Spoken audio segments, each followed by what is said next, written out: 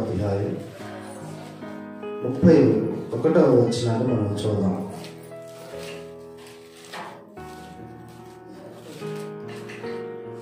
యోహాను సువార్త 16వ అధ్యాయం.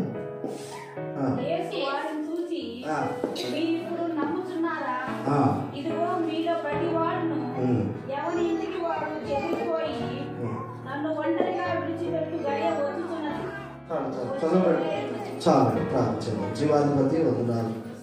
ఇప్పటి వరకు నాయన నీ దాస్తులు నిలబెట్టుకొని నేను మాట్లాడిన ప్రతి మాటను బట్టి వందనాలు. వాక్యం అందరి హృదయాల్లో ఫలింపచేయండి. మరొకసారి చదవబడిన ఈ వాక్యాన్ని కూడా దీవించండి, గురించి మాకు వడ్డించండి, మీరు మమ్మల్ని బలపరచండి. యేసుక్రీస్తు నామమున ప్రార్థిస్తున్నాం తండ్రి, ఆమేన్. చదవబడిన ఈ వాక్య భాగంలో ప్రభువైన యేసుక్రీస్తు 2020 సంవత్సరాల క్రితం ఆయన మానవుడిగా ఈ భూమి మీద ఉన్నప్పుడు యేసయ్య శిష్యులతో మాట్లాడుతున్న మాట ఇది. యోహాను సువార్త 1వ అధ్యాయం 1వ వచనంలోనే మాట్లాడితే మనం పెద్దగా ఆశ్చర్యపోవాల్సిన అవసరం లేదు. 16వ అధ్యాయం అంటే లాస్ట్కి వచ్చేసిన తర్వాత మీరు ఇప్పుడు నమ్ముతున్నారా అంటే ఏమైనా బాగుందా? ఎప్పుడు అడగాలి? ఎవరైనా కొత్తగా యేసయ్య దగ్గరికి వస్తే నీకు నమ్మకం ఉందా అని అడగాలి. కొత్తగా మందిరానికి వస్తే నువ్వు నమ్ముతున్నావా అని అడగాలి. 3.5 సంవత్సరాల పరిచర్యలో ఉన్నప్పుడు నువ్వు నమ్ముతున్నావా అంటే ఏంటది? ఇప్పటి వరకు ఎన్ని అద్భుతాలు చూశారు వారు, ఎన్ని ఆశ్చర్య కార్యాలు చూశారు, ఎన్ని సూచక్రియల మహత్తర కార్యాలు చూశారు. అసలు వాళ్ళకి నమ్మకం ఎప్పుడో రావాలి. ఎన్ని ఆశ్చర్య కార్యాలు చూశారు, ఎన్ని అద్భుతాలు చూశారు. పిల్లరా, ఈరోజు యేసు ప్రభు గురించి లోకం ఏమనుకుంటుందంటే ఆయన అద్భుతాలు చేసేవాడని. హల్లెలూయా. ఏదైనా కష్టం వచ్చినప్పుడు అద్భుతం జరగకపోతే విశ్వాసులు ఏమనుకుంటారంటే ఎందుకు దేవుడు నన్ను మర్చిపోయాడేమో, ఎందుకు నా జీవితంలో దేవుడు కార్యం చేయట్లేదు అనుకుంటా. మోషే ఐగుప్తు దేశంలో అద్భుతాలు చేశాడు. ఆకాశంలో మన్నాను కురిపించాడు. ఐగుప్తు దేశం అంతటి కూడా తల్లకిందులైపోయేటట్లుగా చేసి అనేక సూచక్రియలు మాత్ర కార్యాలు చేసి ఐగుప్తు నుండి ఇశ్రాయేలును విడిపించి తీసుకొచ్చాడు. మోషే చాలా బాగుంది కదా, నువ్వు ఏది అడిగితే అది ప్రభు ఇస్తున్నాడు కదా, ఇంకా కానాను ఎందుకులే ఇక్కడే బాగుంది కదా అని వాళ్ళు ఆ అద్భుతాలతోనే సరిపెట్టుకోలేదు. ఫరోరాజు కూడా భయపడిపోయాడు, సైన్యం ఓడిపోయారు. ఎక్కడ కావాలంటే అక్కడ ఆహారం దొరుకుతుంది, ఏది కావాలంటే అది దేవుడు వాళ్ళకి కలుగుతుంది. కాబట్టి ఇంకా కానానికి ఎందుకు వెళ్ళటం, మోషే ఉంటే చాలు, నువ్వు ఉండు మోషే, ఇంకా మనం ఎక్కడికి వెళ్ళాల్సిన అవసరం లేదని వారు అనుకోలేదు. దేవుడు కూడా వారిని కానాన్ దేశాన్ని నడిపించడానికి ప్రయత్నం చేస్తుంది. హెబ్రీయులకు రాసిన పత్రిక 2వ అధ్యాయం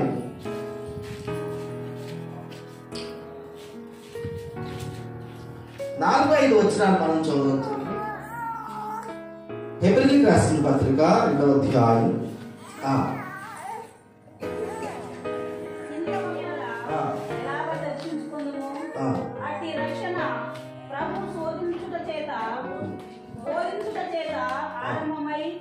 దేవుడు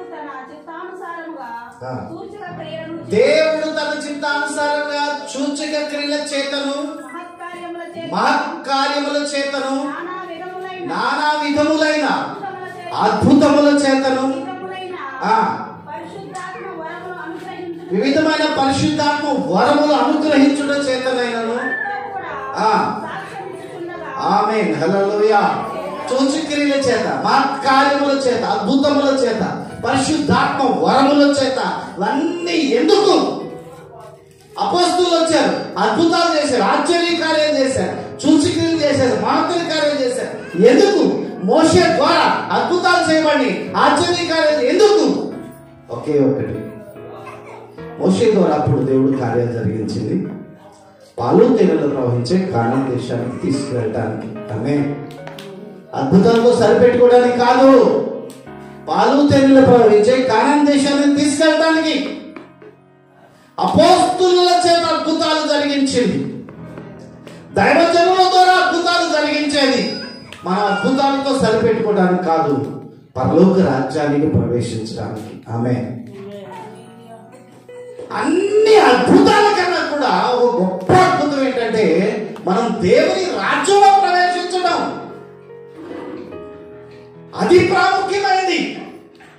లాజరు జీవితంలో అద్భుతాలు జరగలేదు. దరిద్రుడిగా బ్రతికాడు, పేదరికంతో బ్రతికాడు. కానీ తన జీవితంలో ఒక గొప్ప అద్భుతం ఏంటంటే నిత్య జీవాన్ని పొందుకోగలడు. ఆకాశంలో మన్నా కురిసింది, మన్నాను భుజించిన వాడు కూడా అరణ్యాలు చనిపోయారు. ఎర్ర సముద్రాన్ని దేవుడు 2 పాయలు చేయడం చూసినటువంటి వారు కూడా, కళ్ళారా చూసినటువంటి వారు కూడా అరణ్యాల్లో చాలా మంది చనిపోయారు. అద్భుతాలు పొందినంత మాత్రాన గొప్ప కాదండి, ఆశ్చర్య కార్యాలు చూసినంత మాత్రాన గొప్ప కాదండి. నువ్వు ఏ రోజైతే దేవుని రాజ్యంలో ప్రవేశిస్తావు అదే గొప్ప విషయం. హల్లెలూయా. ఎందుకో తెలుసా అండి? ఎందుకో తెలుసా? ఇక్కడ మనం ఎంతకాలం బ్రతుకుతాం? మహాబ్రతికి 60 సంవత్సరాలు 70 అధిక బలం ఉంటే 100. కానీ పరలోకం అలా కాదు. వందల వేల లక్షల కోట్ల కోట్ల కోట్ల కోట్ల కోట్ల సంవత్సరాలు పరలోకంలో జీవిస్తున్నాం. నిత్య జీవం అది. ఎన్ని సంవత్సరాలని చెప్పడానికి లేదు. అంత గొప్ప భాగ్యాన్ని పోగొట్టుకుంటావు నువ్వు. అమ్మా, ఎందుకు యేసయ్యని నమ్ముకున్నావు? మోకాళ్ళ నొప్పులు తగ్గినాయండి అందుకని నమ్ముకున్నాను. మళ్ళీ వస్తే ఒకవేళ మోకాళ్ళ నొప్పులు తగ్గినాయని నువ్వు దేవుడు నమ్ముకున్నావు, మళ్ళీ మోకాళ్ళ నొప్పులు వచ్చినాయి, ఏం చేస్తావు? వదిలేస్తావా? నీ విశ్వాసం అద్భుతాల మీద ఆధారపడాల్సింది. నీ విశ్వాసం నిత్య జీవము కొరకై ఉండాలి. హల్లెలూయా. నిత్య జీవంలో ప్రవేశించే అంతవరకు నీ రక్షణను కాపాడుకోవాలి, నీ పరిశుద్ధతను కాపాడుకోవాలి. వాడు కాపాడుకోలేకపోయారు, అరణ్యాల మధ్యలో చనిపోయారు. కానాన్ దేశం కూడా వెళ్ళేంత వరకు చాలా మంది లేరు వారి. ఈరోజు ఆలోచన చేద్దాం. రోగాలకి, కష్టాలకి, బాధలకి భయపడిపోయి చాలా మంది ఈరోజు పరలోక రాజ్యాన్ని కోల్పోతున్నారు. ఈరోజు నీవు నేను మనమందరం పరిశీలన చేసుకుందాం. నీ రక్షణ దేని మీద ఆధారపడింది? యేసు ఎవరో చూడాలని ఆశపడ్డాడంటే జక్కయ్య, పొట్టి జక్కయ్య. జక్కయ్య గురించి విన్నారా? వినలేదా? సీరియస్ గా చూస్తున్నారు. మీకు ఆకలి అవుతున్నట్టుంది, నాకు అర్థమైంది. జక్కయ్య గురించి విన్నారా? ఏం జబ్బు వచ్చిందని యేసులోకి వెళ్ళాడు జక్కయ్య. ఏమి రోగం వచ్చిందని యేసులోకి వెళ్ళాడు. ఏమి కష్టం వచ్చిందని యేసులోకి వెళ్ళాడు జక్కయ్య అని మనం ఆలోచన చేస్తే యేసు ఎవరా అని చూడగోరాడు. ఎందుకంటే ఆ ఊరు ఈ ఊరు తిరుగుతూ ఉన్నప్పుడు అక్కడెక్కడ యేసు గురించి వింటున్నాడు. వింటుంటే ఆయన తెలుసుకోవాలని ఆశగా ఉంది. తన మనసులో అనుకున్నాడు యేసు ఎవరు ఎప్పుడైనా చూడాలి ఒకరోజు అని. వెంటనే జక్కయ్య ఏ ఊర్లో అయితే ఉన్నాడు ఆ ఊరికి యేసయ్య వచ్చేసాడు. ఎవరింటికి వెళ్తున్నాడా ఈయన? ఎవరింటికి వెళ్తున్నాడా ఈయన? అబ్బా, ఎవరు పిలిచారు యేసయ్యని? ఎవరింట్లో కూటం పెట్టడానికి వచ్చాడని చెప్పి జక్కయ్య చూస్తూ ఉన్నప్పుడు తిన్నగా జక్కయ్య దగ్గరికి వెళ్ళి ఏ చెట్టు అయితే జక్కయ్య ఎక్కాడో ఆ చెట్టు కిందకి వెళ్ళి జక్కయ్యా అనగానే జక్కయ్యకి అర్థమైపోయింది. ఓహో, నేను మొన్న అనుకున్నాను కదా మనసులో, అది తెలిసిపోయింది ఆయనకి, అందుకే వచ్చాడు. ఆమేన్. నా హృదయంలో అనుకున్నా, నేను యేసు ఎవరో చూడాలని నా హృదయంలో అనుకున్నాను. నేను ఇక్కడ అనుకుంటే అక్కడ ఆయనకి తెలిసిపోయింది, అందుకే ఆయన వచ్చాడు.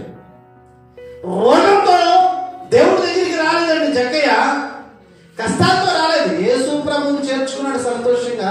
చెట్టు దిగాడు. ఇంటికి వెళ్ళేటప్పుడు చెప్తున్నాడు యేసయ్య, నువ్వు నా ఇంటికి వస్తున్నావు కానీ నేను పాపినయ్యా. ఎందుకు చెప్తున్నాడు? ఇది మనసులో అనుకుంటేనే తెలిసిపోయింది కదా, ఇప్పుడు ఇంటికి వచ్చి చూస్తే అన్నీ అర్థమైపోతాయి కదా. నిత్య జీవానికి వారసులు అవ్వాలంటే శరీర సంబంధమైన వాటి మీద నువ్వు ఆధారపడవద్దు. శరీర సంబంధమైన నీ రక్షణకు ఆధారం చేసుకోవద్దు. నీ ఆత్మ నిత్య జీవంలో యుగ యుగాలు కోటాను కోటి సంవత్సరాలు ఉండాలంటే నీ రక్షణను పరిశుద్ధతను కాపాడుకొని దేవుని మార్గం కష్టమైన నష్టమైన వ్యాధులైన బాధలైన దేవుని మార్గం వెళ్ళిపోండి. హల్లెలూయా, హల్లెలూయా. పాత నిబంధన కాలంలో దేవుడు చేసిన ఒక గొప్ప కార్యం మీకు చెప్పి నేను ముగిస్తాను. పాత నిబంధన కాలంలో వాళ్ళకి ఒక విషయం పుట్టుకతోనే అవగాహన అయిందండి. ఏంటంటే తప్పు చేసిన మనిషి దేవుడితో నడవలేడు. తప్పు చేసిన మనిషి, పాపం చేసిన మనిషి దేవుడి దగ్గర ఉండలేడు అనేది వాళ్ళకి అర్థమైంది. ఇర్మియా గ్రంథంలో రాయబడి మీకు మేలు కలగకుండాటకు మీ పాపములే కారణం. 5:25 రాయబడింది అన్నమాట. మీకు మేలు కలగకుండాటకు మీ పాపములే కారణం అని రాయబడింది. పాపం చేసినప్పుడు వారు ఏం చేసేవాళ్ళు అంటే పాత నిబంధన కాలంలో పాపాన్ని కప్పిపెట్టుకొని దేవుడితో సహవాసం చేసేవాడు కాదు. ఆ పాపానికి వాడు పరిహారం చేసుకునేవాడు. ఒక మాట చదువుదాం. లేవియా కాండం 6వ అధ్యాయం 7వ వచనాన్ని మనం చదువుదాం. లేవియా కాండం పరిశుద్ధ బైబిల్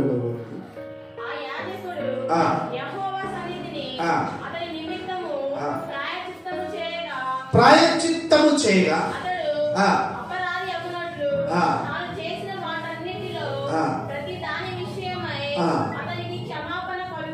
ఆమేన్. చదవబడిన ఈ వాక్య భాగంలో ప్రాయశ్చిత్తము చేయగా అతనికి క్షమాపణ కలిగేను అని రాయబడింది. ప్రాయశ్చిత్తం కోసం యాజకుడు ఏం చెప్తే వాడు అది చేసేవాడు. ఒకవేళ ఒక పశువుని తీసుకొచ్చి దాన్ని దహన బలి అర్పించాలి అని చెప్తే వాడు అర్పించేవాడు. ఒక పావురాన్ని తీసుకొచ్చి లేకపోతే ఏదో ఒక రక్తం చిందించాలి అని యాజకుడు ఏది చెబితే అది వాడు చేసి ప్రాయశ్చిత్తం చేసుకునేవాడు. అది పాత నిబంధన కాలంలో ఉంది. ఒకసారి మనం ఆలోచన చేద్దాం. మనిషి రోజుకి ఎన్ని తప్పులు చేస్తాడు? ఎన్ని తప్పులు చేస్తావు? ఎన్ని అర్పణలు అర్పిస్తావు? ఉదయం లేచింది మొదలుకొని సాయంత్రం పడుకోబోయేంత వరకు నువ్వు చేసే తప్పులన్నిటికీ, నువ్వు మాట్లాడే మాటలన్నిటికీ ఈ కరెంటు బిల్లు వచ్చినట్టుగా బిల్లు వస్తుంది కదా, కరెంటు బిల్లు. అలాగా నువ్వు చేసే తప్పులన్నిటికీ బిల్లు రావాలి. అప్పుడు ఎవడేంటి పాపం జోలికి ఏది మంచో ఏది చెడో తెలియట్లేదు. ఎవడు ఇష్టం వచ్చినట్టుగా వాడున్నాడు. యోబు గ్రంథంలో ఒక మాట మీకు చూపిస్తాను. యోబు గ్రంథం 14వ అధ్యాయం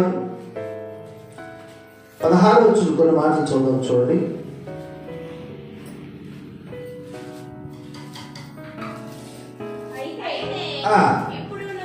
అయితే ఇప్పుడు నీవు నా అడుగు జాడలు లెక్క పెట్టుచున్నావు. అమ్మా వింటున్నారా? అయితే ఇప్పుడు నీవు నా అడుగు జాడలు లెక్క, అంటే ఎన్ని అడుగులు వేసావు పొద్దుటి నుంచి నువ్వు ఇప్పటి వరకు ఎన్ని అడుగులు వేసావు కౌంట్ అయిపోయింది ఆల్రెడీ. అయితే ఇప్పుడు నీవు నా అడుగు జాడలు లెక్క పెట్టుచున్నావు. నా పాపమును సహింపలేక ఉన్నావు.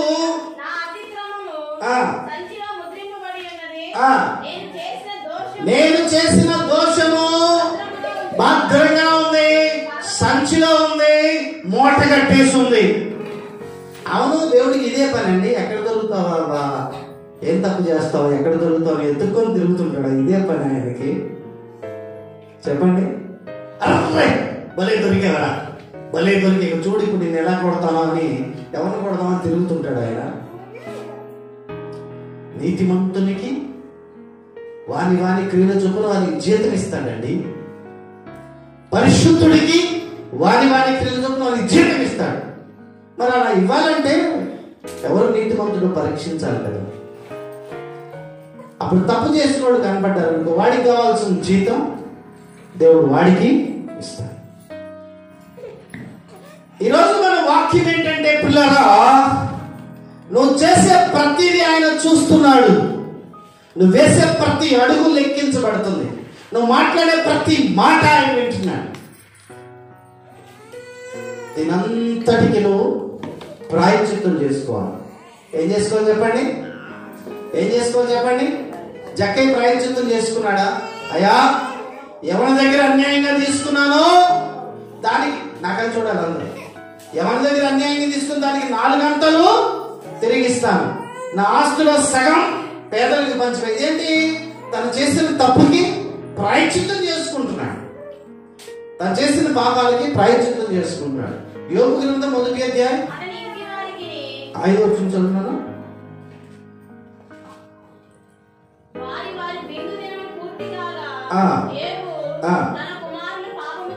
తన కుమారులు పాపము చేసి పాపము చేసినప్పుడు ప్రాయశ్చిత్తం చేయాలి కాబట్టి తన కుమారులు ఒకవేళ పాపము చేశారేమో, ఒకవేళ పాపము చేస్తే ప్రాయశ్చిత్తం చేయాలి కాబట్టి చదువు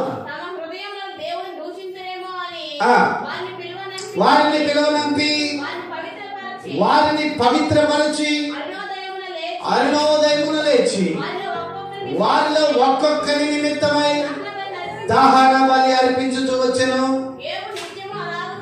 యోబు సంవత్సరానికి ఒకసారి అలా చేశాను అన్నది అక్కడ.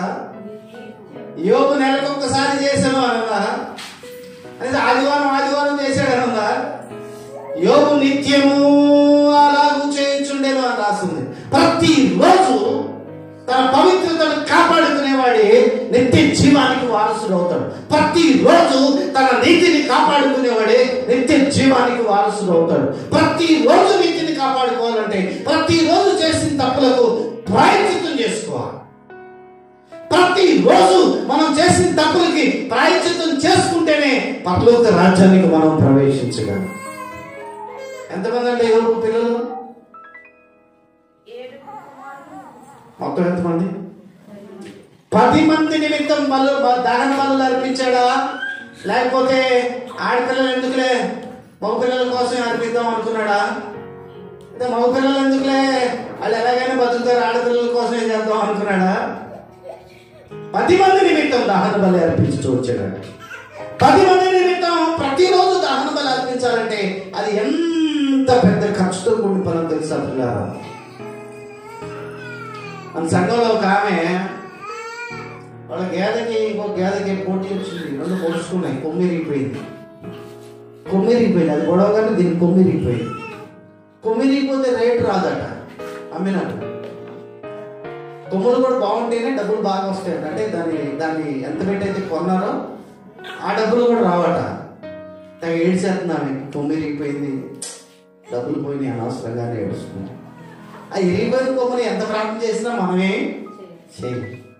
కానీ ఒక్కటేంటంటే 10 మంది పిల్లలను పిలిచి అరుణోదయమున లేచి 10 మంది కోసం దహన బలి అర్పించాడు యోబు. అంటే రోజుకి ఎన్ని పశువులు వాడేవాడు చెప్పండి?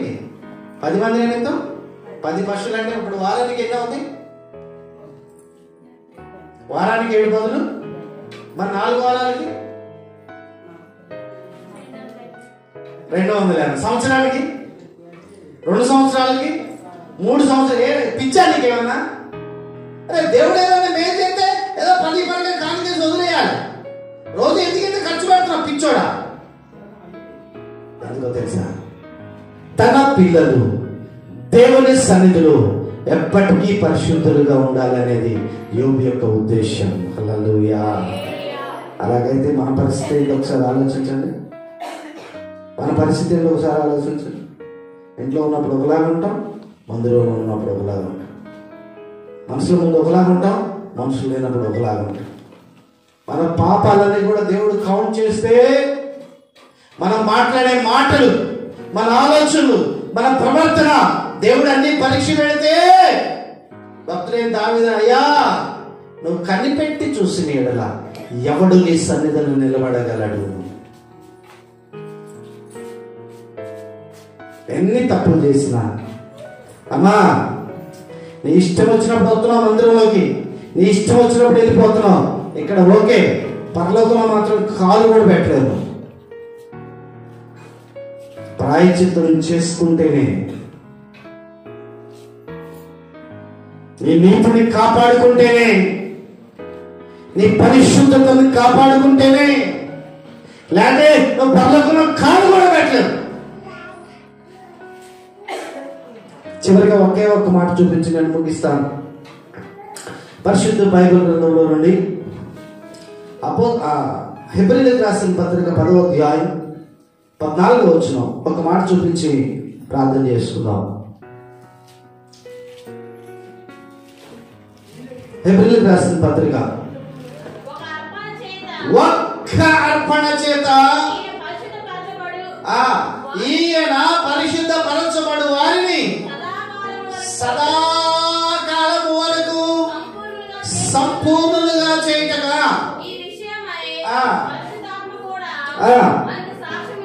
ఆమేన్ హల్లెలూయా. రోజు కోడి కోయాల్సిన పని లేదు, రోజు మేకలు ఎడ్లు బలులు అర్పించాల్సిన అవసరం లేదండి. ఒకే ఒక్క అర్పణ. దేవుడు మనల్ని ప్రేమించి ఆయన ప్రియ కుమారుడైన యేసుక్రీస్తుని భూమి మీదకి పంపించడం ద్వారా సదాకాలం నీతిమంతులయ్యేటట్లుగా, బ్రతుకు దినాలు మనం నీతిమంతులయ్యేటట్లుగా ఒకే ఒక్క అర్పణ అర్పించాడు. అదే ప్రభువైన యేసుక్రీస్తు శిలువ మరణం. హల్లెలూయా. ఆయన శిలువ మరణం లేకపోతే మనము కూడా ప్రతిరోజు మనం చేసిన తప్పులకి ప్రతిరోజు దేవుని సన్నిధిలో బలి అర్పణ చేసుకోవాల్సిందే. కానీ ఆయన అర్పించిన ఒకే ఒక అర్పణ చేత ఈరోజు మనం నీతిమంతులు అయిపోయాం. తలకైనా తగ్గలేదండి, నాకు పేడకాలు వస్తున్నాయండి. అరే నీకోసం ఎంత పెద్ద అర్పణ జరిగిందో తెలుసా? దానికి ఏమిచ్చి నువ్వు ఎలా చెల్లించడం తీర్చుకోగలవు? ఎంత గొప్ప అర్పణ తెలుసా? నువ్వు తిన్నగా పరలోకంలో కాలు పెట్టడమే. నీ బ్రతుకు దినాలు నువ్వు చేయబోయేటటువంటి పాపాలన్నిటి కొరకు కూడా ఆయన ఎప్పుడో వేళ చెల్లించేశాడు. నేను నీతిమంతులుగా ప్రకటించేశాను.